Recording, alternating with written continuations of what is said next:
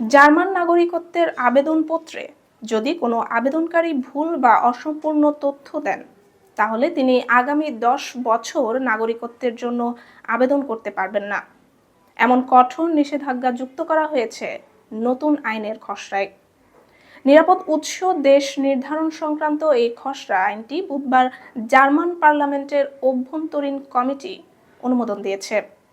খসড়ার সংশোধিত ধারার পক্ষে ভোট দিয়েছে সোশ্যাল ডেমোক্রেট, রক্ষণশীল এবং ডানপন্থী অল্টারনেটিভ ফর জার্মানি দলের সদস্যরা।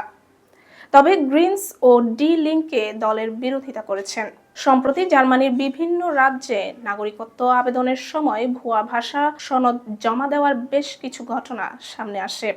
এসব ঘটনার পর ভুয়া সনদ জালিয়াতির সঙ্গে যুক্তদের বিরুদ্ধে তদন্ত শুরু হয়েছে।